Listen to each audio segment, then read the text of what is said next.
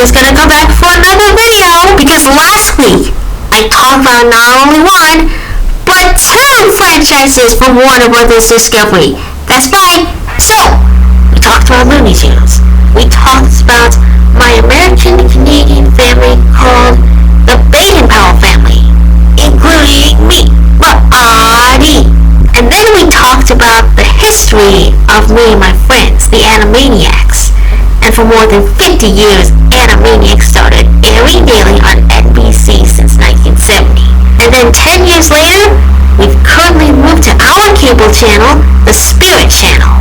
And now that we know that the Animaniacs franchise has not only comic books, but also graphic novels, as well as Broadway musicals that adapted into feature films. But the Animaniacs Casino Calls of Las Vegas stage musicals are a series of 6 Broadway musical comedies. But the most popular Animaniacs Casino Calls of Las Vegas Broadway musical is Animaniacs Super Singing Circus Girl. This original Broadway musical began Broadway reviews at the Nederlander Theatre to coincide with the Montreal 1976 Summer Olympics, which was held from Saturday afternoon, July 7th, to Sunday night, August 1st, 1976, and then it opened in January 1977, and then closed on January 12, 1978, after 1,128 performances. This musical features a wide array of songs that capture the spirit of the story, ranging from lively show tunes to ballads. And as all of the previous productions in the Animaniacs Casino Calls of Las Vegas series, the original Broadway cast featured Bob Wells as Yakko, Charles as Wacko, and me as Dot, who briefly starred in my Broadway productions, as well as this Broadway production of Animaniacs Super Singing Circus Girl. After I played Dot for nearly 100 performances for this stage production, Mary Allen took over the role of Dot as a substitute for me. The original Broadway production also stars Bill Miller as Carol's dad Edward, Swedish actress and singer Britt Ekland as Carol's mom Jean, Graham Abraham as Cedar, Bonnie Aarons, and pop star Linda Ronstadt as Carol, otherwise known as La Favorita, Robert Reynolds as Colin, David James as Gavin, Bob Delaney as Kevin, Emil Borelli as Kyle, and John Cusack as Lucas, with Barry Pearl as Professor Tinkerpot, who works at a toy factory at the Royal Military College of Canada, as well as Aaron Evelyn as New York City Sheriff, Edward Pitchler, James Barr as Captain Fairfax of the HMS Chimpanzee, 15-year-old Irish actor and musician Adam Clayton making both his Broadway and London debut as King Larry O'Branigan, Georges Irving and George Rose as King Gama, and of course, my favorites, Donald O'Connor and Toronto native Paul Soles as Captain Andy of the Queen Elizabeth II, just to name a few. But enough chit-chat. For today's treat, I'm going to play my arrangement of François-Adrien Boieldieu's The Calife de Bagdad Overture. And now that we know that François-Adrien Boieldieu composed his first comic opera, The Calife de Bagdad, which was first performed in Paris on September 16, 1800. That's the 19th century, and soon became highly popular throughout Europe. The Calife de Bagdad was part of the vogue for operas on Oriental subjects, and the music makes use of local color, especially the overture with its prominent Eastern percussion. And of course, Roger does, and he does it with enormous sensitivity. I must say, handling of those instruments is quite skillful, as you hear for yourself.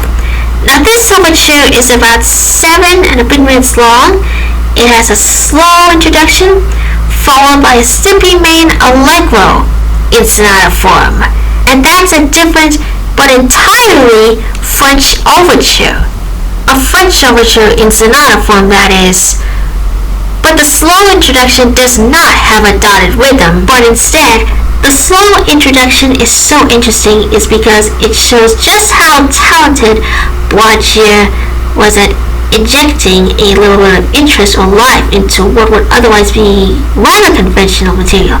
The theme is quite simple and charming, has nothing exotic whatsoever, and then the zippy main allegro in sonata form, and I've got a slideshow to show you.